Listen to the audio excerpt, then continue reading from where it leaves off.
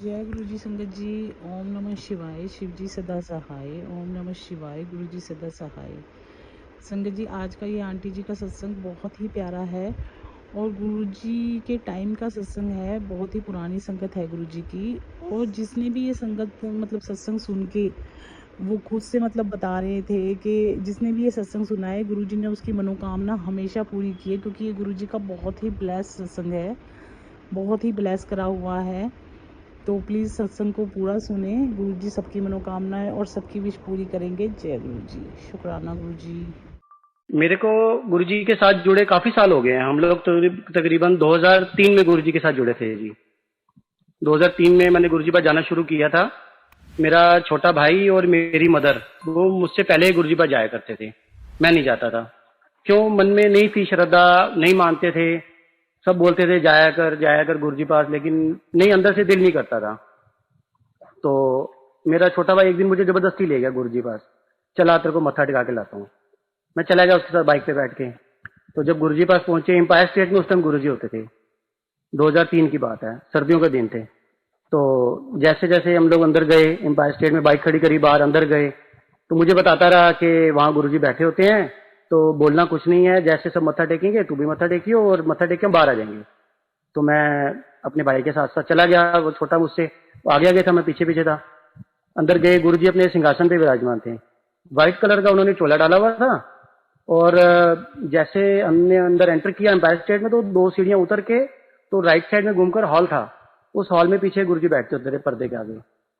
तो maroon colour के पीछे पर्दे लगे हुए और व्हाइट चोला गुरुजी ने डाला हुआ।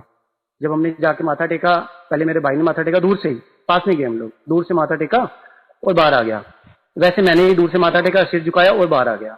कोई गुरुजी से बात नहीं हुई, हमने कुछ देखा नहीं। बस इतना मेरे को नजर आया कि गुरुजी व्हाइट चोले में बैठे हैं और पीछे से पूरा ऐसे प्रकाश निकल रहा है जैसे फिल्मों में दिखाते हैं, सेम। तो मैं आपको सच बताऊं, मुझे उस टाइम नहीं इतना विश्वास हुआ। ठीक है, हम लोगों ने लंगर किया और वापस आ गए। नेक्स्ट टाइम फिर नहीं मौका मिला, कुछ टाइम नहीं गए। काफी टाइम के बाद मेरे एक फ्रेंड थे, डॉक्टर दर्शन सिंह संधू, वो पंजाब से आए हुए थे, दिल्ली शिफ्ट हुए थे। तो वो एक दिन ऐसे अचानक से बैठे बोलने लगे कि हमारे जलंधर में गुरुजी होते थे, ऐसे ऐसे वो जलंधर में थे, उसके बाद वो पता नहीं कहाँ चले गए, हमें नहीं पता, मैंने उनके दर्शन करने हैं। तो अचानक से मैंने बोला, मैंने इनका मतलब थोड़ा हुलिया उनको बताया कि ऐसे ऐसे हैं। तो कहता हाँ हाँ बिल्कुल, आपने देखे हैं? मैं कहा हाँ, मैं साउथ दिल्ली में अपने भाई के साथ गया था, वहां वो बैठते हैं। कहता यार मुझे दर्शन करवा दे। मैं कहा चलो, मैंने जगह देखी हुई है। मैं डॉक्टर दर्शन सिंह के साथ स्कूटर पे बैठ के गुरुजी पास आ गया। उस दिन वीरवार का दिन था। तो जब हमने एम्पायर स्टेट में एंटर किया, सामने सेटी पड़ी होती थी, एक हॉल के पास ना, किचन के बाहर एक सेटी पड़ी होती थी। तो वहां गुरुजी बैठे थे। गुरुजी ने टी शर्ट और ट्रैक सूट का पजामा टाइप डाला हुआ था और स्पोर्ट्स शूज डाले हुए थे। सेटी के ऊपर बैठे हुए थे गुरुजी। हम लोग गए, मैं आगे आगे था, वो डॉक्टर दर्शन जो मेरे पीछे था। अब मैं पहली बार गया हुआ तो मुझे भी थोड़ा लगा कि मैं पहले एक बार आ चुका हूँ, गुरुजी को मैंने देखा हुआ है। अब हम अंदर गए, जाके गुरुजी को माथा टेका। एक अंकल गुरुजी के पास खड़े बातें कर रहे थे। तो जैसे मैंने माथा टेका तो गुरुजी मुझसे पूछते हैं, सरदार जी अंकल कितों आए हो? मैं कहा गुरुजी तिलक नगर तो आया। कहते ਤੁਹਾਨੂੰ किन्ने भेजे इतने, किन्ने दसा ਤੁਹਾਨੂੰ ਇੱਥੇ ਦਾ रास्ता? अब मेरे मौसी जी, बड़े मौसी जी और मेरे छोटे मौसी जी, वो पहले से गुरुजी पर जुड़े थे, वो पहले से आते थे।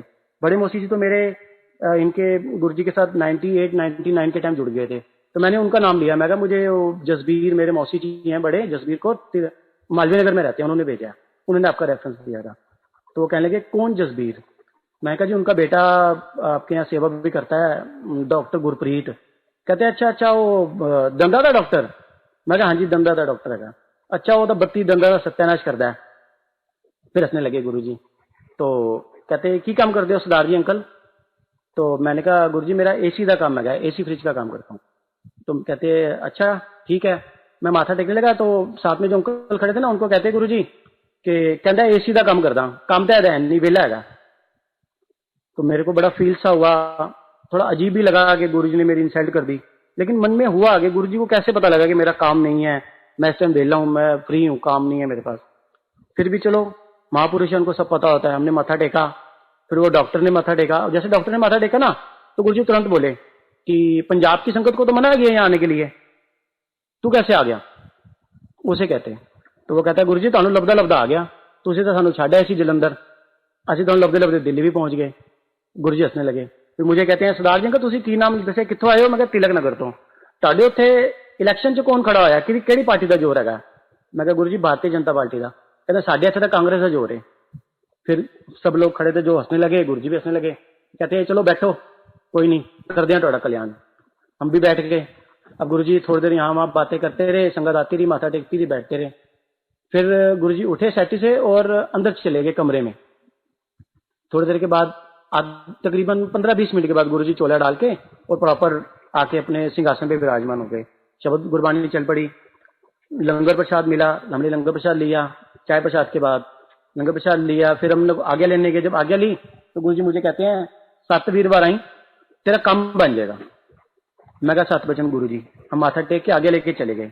तो डॉक्टर दर्शन मेरे साथ गया था अपने स्कूटर पे, बड़ा खुश, बहुत खुश।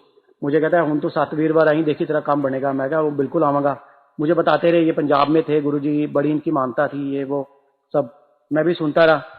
हम लोग घर आ गए, मैंने घर आके बताया। मेरी मिसेज कहती है कोई बात नहीं, हम हर वीरवार जाएंगे।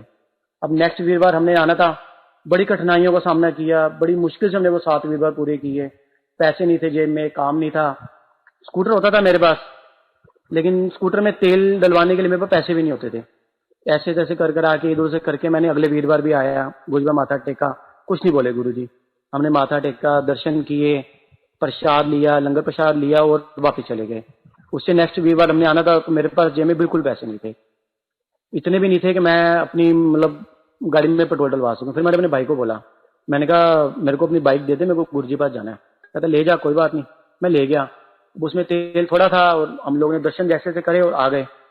तीसरे वीरवार मैंने भाई को बोला मेरे को बाइक दे दे, गुरु जी पास जाना है। तो मुझे कहता है भाई ये पेट्रोल से चलती है, पानी से नहीं चलती, इसमें पेट्रोल डलता है, पैसे हैं तेरे पास पेट्रोल डलवाने के लिए?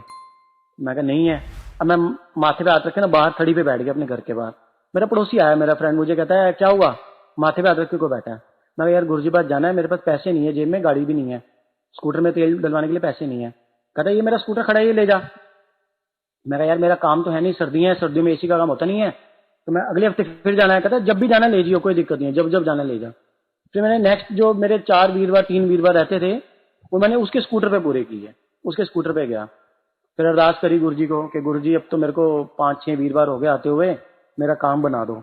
छठा वीरवार था, छठे वीरवार बुधवार को मेरे को कॉल आया ऑफिस से, मेरे जहां मैं जॉब करता हूँ, कि ऐसे ऐसे वैकेंसी है वहां अप्लाई करो। मैंने अप्लाई किया, बुधवार को मेरे को वहां से कॉल आ गया कि इंटरव्यू के लिए आओ। और वहां जो हमारी लाइन में सारे ऑटोमोबाइल इंजीनियर रिक्वायर होती है, वहां पर मैंने मैकेनिकल कर रखी है। फिर भी मुझे वो जॉब मिल गई, मैं सिलेक्ट हो गया। और 14 लड़के उन्होंने रिजेक्ट करे, अकेला मैं एक सिलेक्ट हुआ 15 लड़कों में से। मुझे वो जॉब मिल गई, कहते आप कल से ज्वाइन कर लो। वीरवार, अगले दिन वीरवार था, 6वां वीरवार, और उसी दिन मेरी ज्वाइनिंग थी। जब मैं ऑफिस गया ज्वाइन करने के लिए पहले दिन, सबसे पहले जाते ही मेरे बॉस ने मेरे को पर्ची दी। कहते ये पर्ची रखो। मैं कहा सर ये पर्ची की चीज की है? कहते पेट्रोल की पर्ची है। मैंने कहा पेट्रोल की पर्ची? कहते हाँ, ये आज से ना आप अपने पेट्रोल जो है ना स्कूटर का हमारे यहाँ से डलवाओगे, पर्ची ले जाओ पेट्रोल पंप पे दो और आपको टैंकी फुल कर देंगे। अब रोज हमारे से पर्ची ले लो, टैंकी फुल करवा लिया करो। उस टाइम मेरी आंखों में आंसू आ गए ये सोच के कि मैं जो लोगों से स्कूटर मांग मांग के गुरुजी पास जा रहा हूँ, मेरे पास पेट्रोल डलवाने के पैसे नहीं है। आज मेरी स्कूटर उन्होंने पूरी टैंकी भर दी, और वो इतने साल तक उन्होंने मेरे को पेट्रोल दिया ऑफिस ने कि मैं अपने पूरे मोहल्ले में पेट्रोल बांटता था। मेरे पड़ोसी मुझसे पेट्रोल मांग के ले जाते थे, यार थोड़ा तेल देते एक बोतल निकाल के, तेरे को तो ऑफिस से मिल जाता है। मैं कहा ले जाओ यार जिसको चाहिए, कोई दिक्कत नहीं। सब लोग लेते रहे। तो मेरे को उस टाइम हुआ, देखो गुरुजी ने कितना नजदीक होकर सुनी। छठा वीरवार मैं गुरुजी पास गया, माथा टेका, आशीर्वाद लिया। जब लंगर लेके आगे लेने गए तो गुरुजी मुझे कहते हैं लग गई नौकरी? मैं कहा हाँ जी गुरुजी, हूं आंदा रही। मैं कहा अच्छा गुरुजी। 7वां वीरवार भी इसी तरह से हमने पूरा किया। गुरुजी पास जाते रहे। काफी ऐसे सत्संग गुरुजी के साथ हुए। दिवाली वाले दिन एक दिन हम गुरुजी के पास गए, तो उस दिन, हाँ दिवाली का ही दिन था, मैं और मेरी मिसेज गए। हम लोगों को होता था कि जल्दी से जल्दी गुरुजी पास जाएं, वो गुरुजी का वो रूप देखें जो सेटी पर बैठे होते थे, जीन और पैंट शर्ट डाल के, टी शर्ट डाल के, स्पोर्ट्स शूज डाल के गुरुजी बड़ा सुंदर सेटी पे विराजमान होते थे। हम जाते थे उस टाइम गुरुजी बातें भी करते थे सबके साथ, सबको बुलाते थे, पूछते थे, हाल चाल पूछते थे। और दिवाली का दिन हम लोग जल्दी जल्दी गुरुजी पास पहुंचे।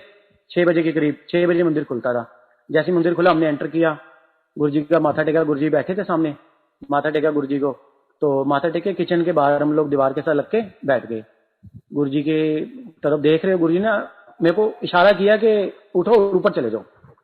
मैं आंख बंद कर लेता था, गुरुजी की तरफ देखा नहीं था, आंख बंद कर लेता था। जैसे गुरुजी मेरी तरफ देखे, मैं आंख बंद कर लूं। गुरुजी ने मेरे को 2 बार इशारा किया, मैं दोनों बार आंख बंद करके बैठ गया। तीसरी बार गुरुजी ने जोर से डांटा मुझे, सरदार जी अंकल तुम्हें सुनाई नहीं देता, मैंने 2 बार बोला है ऊपर जाने के लिए, आंखें बंद करके बैठ जाते हो। हम दोनों मियां बीवी उठे और तुरंत भागे ऊपर चले गए। ऊपर गए तो ऊपर और भी संगत बैठी थी पहले से। हम लोग जैसे ऊपर गए सब अंकल हंसने लगे, कहते पड़ गई डांट। हम चुप कर गए, कह रहे हम भी डांट खा के ऊपर आए हैं। कहते आज गुरुजी नीचे नहीं बैठने दे रहे, दिवाली का दिन था। गुरुजी ने पूरा हॉल खाली करवा दिया, किसी को नहीं नीचे में बैठने दिया। सारी संगत ऊपर वाले हॉल में ट्रांसफर कर दी। सब ऊपर एक दूसरे के साथ चिपक कर बैठे हुए थे, जगह बिल्कुल कम। तो हम लोग भी वैसे ही बैठ गए। फिर गुरुजी थोड़ी देर ऐसे बैठे रहे अकेले नीचे, फिर वो अंदर कमरे में गए, कपड़े डाल के अपने चोला डाल के आ गए और सिंहासन में बैठ गए। फिर जब आगे लेने गए ना, मैंने सुना हुआ था किसी से कि गुरुजी जब प्रसाद देते हैं ना किसी को, तो वो तो उंगलियों से प्रसाद उठा के देते हैं, लेकिन आपके पास जब वो प्रसाद आता वो इतना हो जाता था कि हम लोगों से मतलब हमारे हाथ में पूरा नहीं आता था। मेरे साथ उसमें वही कृष्णा हुआ। हम लोग जब आगे लेने आए, गुरुजी एक थाल में ना पेड़े लेकर बैठे थे, बहुत सारे पेड़े बांट रहे थे। उन्होंने उंगलियों से पेड़े उठाए और मेरे हाथ में रख दिए।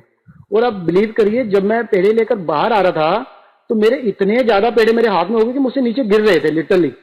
तो एक अंकल ने मेरी शर्ट निकाली पैंट से बाहर, कहते अंकल 1 मिनट रुको आपका प्रसाद गिर जाएगा। उन्होंने मेरी शर्ट निकाली, बोला इसमें डाल लो, झोली में डाल लो। और जब मैं झोली भर के बाहर आया तो मेरी मिसेज पहले ही चुन्नी पूरी भर के बाहर खड़ी हुई थी। कही देखो गुरुजी ने कितना सारा प्रसाद दिया। मैं कहा मुझे तो उन्होंने हाथ से उठाकर 2-4 पेड़े दिए थे, मेरे हाथ में आगे इतने सारे पेड़े कैसे हो गए मुझे खुद नहीं पता। वो सारी संगत ऐसे ही जो प्रसाद लेके आ रहे वो झोली भर भर के ला रहे। अब गुरुजी देते, बरकत इतनी थी गुरुजी के हाथ में। हम लोग वो प्रसाद लेके घर आए, हमने अपने पड़ोसियों को भी खिलाया, बच्चों को भी खिलाया, सबको खिलाया। इसी तरह से गुरुजी से जुड़े काफी साल, 2003 से जुड़े आज तक। गुरुजी की कृपा से गुरुजी पास जा रहे हैं, उनका आशीर्वाद ले रहे हैं। और काफी सारे ऐसे सत्संग हैं जो हमारे साथ हुए।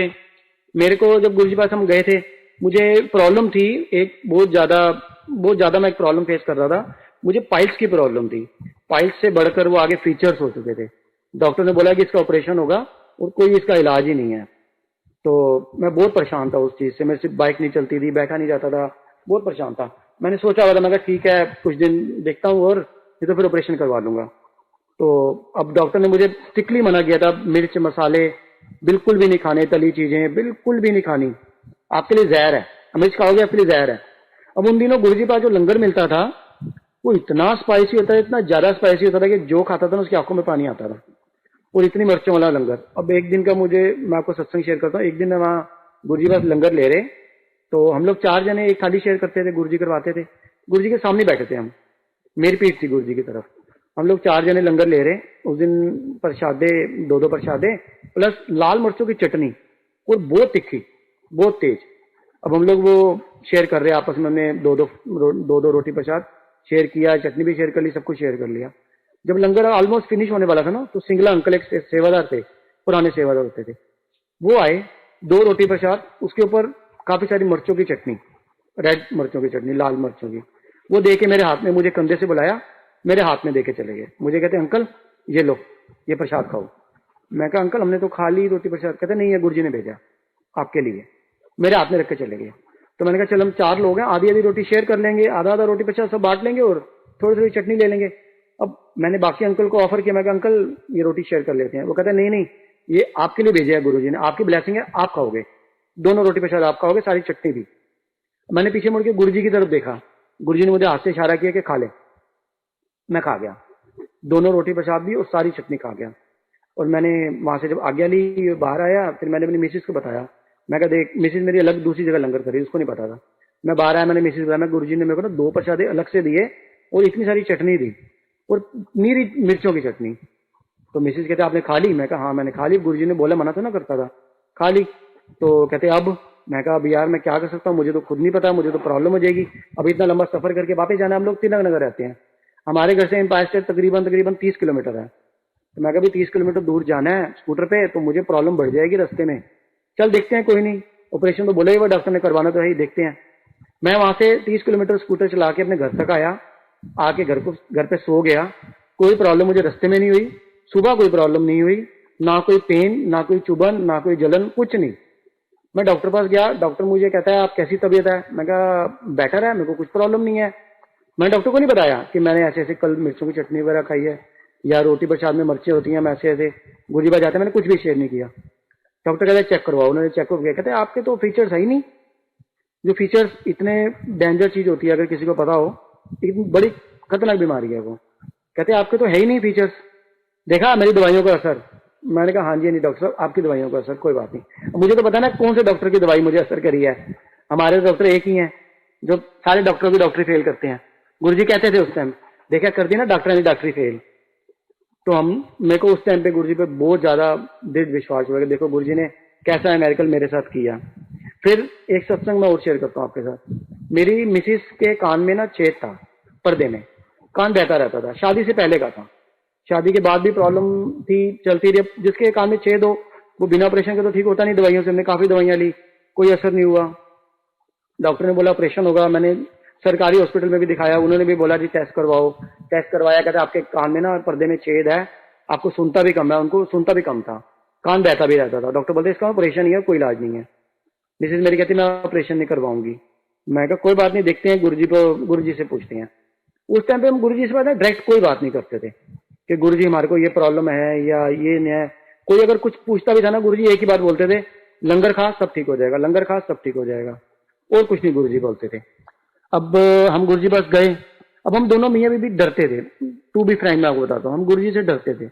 गुरुजी के साथ आंख से आंख मिला के बात नहीं करते थे, ना गुरुजी से कुछ पूछते थे।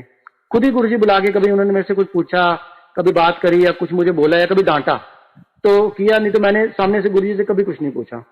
तो अपने मन में गुरुजी को अरदास करी मेरी मिसिस ने कि मेरे कान में छेद है, डॉक्टर बोले ऑपरेशन करवाना है, आपने इनकी पाइल्स की प्रॉब्लम इतनी इतनी भयंकर प्रॉब्लम ठीक कर दी, तो ये तो कान तो कुछ भी नहीं है, छोटी सी बीमारी है, मेरा कान भी ठीक कर दो। उस टाइम में गुरुजी ने इसको जवाब दिया, कान में आके बोले, जैसे इसको सुनाई दिया संगत में बैठे हुए, कि सरसों का तेल पाया कर तेरा कान ठीक हो जाएगा। 4 दिन सरसों का तेल पा सिर्फ। अब ये मुझे रास्ते में बोलती है कि गुरुजी ने मुझे जवाब दिया है। मैं क्या बोले, कहते हैं कि कान नीचे ना सरसों का तेल पा तेरा कान ठीक हो जाएगा, 4 दिन पाना है। मैं कहा डाल फिर, कहते हाँ घर जाके पावांगी। मैं कहा बिल्कुल पाई, कहते हाँ हाँ घर पावांगी जाके। अब हम घर आए, 4 दिन ने सरसों का तेल डाला, 2-2 बूंदे या 4-4 बूंदे कान में, और कोई दवाई नहीं डाली, ना कोई दवाई ली, ना कोई टेस्ट करवाया। अब वो दिन 2004-2005 की बात है और आज 2021 आ गया, कान बिल्कुल ठीक, ना वो बहता है, प्रॉपर सुनाई देता है, ना कभी कान में दर्द हुआ, ना कान में कभी कोई प्रॉब्लम हुई, बिल्कुल भी कोई प्रॉब्लम नहीं हुई, बिल्कुल ठीक कर दिया गुरुजी ने। अब एक सत्संग मैं आपको शेयर करता हूँ। 2002 का मेरे बेटे का बर्थ है, 2002 नवंबर का। 2003 में हम गुरुजी पास जुड़े। तकरीबन 1 साल का था जब हम गुरुजी पास जाते थे, छोटा था, इसको साथ ही लेके जाते थे। बहुत शरारती था, शरारत करता था, वहां जाके सबको तंग करता था, छोटा सा था। फिर जाते रहे, 1 साल का और बड़ा हुआ तो रिड़ना शुरू हुआ, रिड़ रिड़ के गुरुजी पास चला जाता था। हम लोग आंखें बंद करके बैठते थे तो ये रिड़ता हुआ गुरुजी पास चला जाता था, गुरुजी की जुराबे खींच देता था। तो गुरुजी गुस्सा करते थे, मैं इसको पकड़ता था, फिर ये चला जाता था, शरारतें करता था। गुरुजी ने मुझे बुलाकर बोला अनुला लेके आया कर, बड़ा शरारती है। मैं कहा ठीक है गुरुजी, छोटा है जबरदस्ती आ जाता है। कहता नहीं नहीं अनुला लेके आया कर। मैं कहा ठीक है गुरुजी। फिर हम 2-3 हफ्ते 4 हफ्ते गए, इसको नहीं लेके गए। तो गुरुजी ने मुझे बुलाए, एक दिन बुलाया मुझे, कहते मुंडा नहीं आंदा तेरा नाल। मैं कहा गुरुजी तुसी मना किया सी, ले आया कर यार, ले आया कर उन्होंने भी। मैं कहा ठीक है गुरुजी, अगली बारी ले आवांगा। तब से मैं जब भी गुरुजी पास जाता था, ये हमेशा मेरे साथ जाता था, चाहे हम स्कूटर पे जाएं, चाहे बारिश हो, चाहे हम बाइक पे जाएं, लटक जाता रहा। नहीं, मैं टैंकी में बैठ के चला जाऊंगा, लेकिन जाऊंगा जरूर गुरुजी पास। ये तब से गुरुजी के साथ जुड़ा, तब से गुरुजी पास आता है, जबरदस्ती आता है, नहीं मैं जाऊंगा ही जाऊंगा। गुरुजी ने कहा था ना मेरे को लेके ही, मैं इसलिए जाऊंगा ही जाऊंगा। अभी वो 12th में है, लेकिन अभी भी वो गुरुजी से इतना जुड़ा हुआ है, इतना ब्लेस्ड है गुरुजी से। उसको बुखार हुआ था, एंट्रिक फीवर, बहुत ज्यादा बुखार हो गया था। डॉक्टर ने बोला इसको हॉस्पिटल में एडमिट करवा दो, ये है वो है। कुछ डॉक्टर ने तो मना ही कर दिया, नहीं जी इसके तो हड्डियों में बुखार चला गया है, ये बचेगा नहीं, ये है वो है। बड़ा डराया डॉक्टरों ने। मेरी मिसेस रोई गुरुजी पास जाके कि गुरुजी मेरा एक लौता बेटा बुखार चढ़ गया, ये है वो है, बीमार है, मुझे नहीं पता, मेरे को मेरा बेटा ठीक करके दो। अब ये हम गुरुजी पास बैठे हुए हैं, तो ये आंख बंद करके बैठी है, तो गुरुजी आते हैं व्हाइट चोले में, उन्होंने गोद में एक बच्चा लिया हुआ छोटा सा, और मेरी मिसेस की ना झोली में डाल के चले गए। कहते अल्लाह आंटी तेरे मुंडे नु ठीक करती, संभाल लो उन्होंने। झोली में डाल के चले गए। इसकी आंख खुली, मुझे कहती हाँ जी दिल पे तो बिल्कुल ठीक हो जाएगा। मैं कैसे? कहते गुरुजी ने ठीक कर दिया, गुरुजी ने मेरी झोली में ना डाल दिया, मुझे कह दिया संभाल ले अपने बेटे ने। मैं कहा देख गुरु जी की महिमा हो जाएगी, अब बेटे बिल्कुल ठीक हो जाएगा।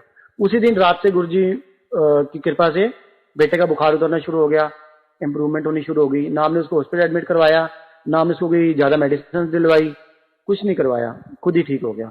बिल्कुल गुरु जी की कृपा से आज बिल्कुल ठीक है। गुरु जी की ब्लेसिंग पूरी फैमिली के साथ, पूरे परिवार के साथ जुड़ी रही। अब एक बार गुरु नानक बर्थडे था, गुरु नानक बर्थडे था।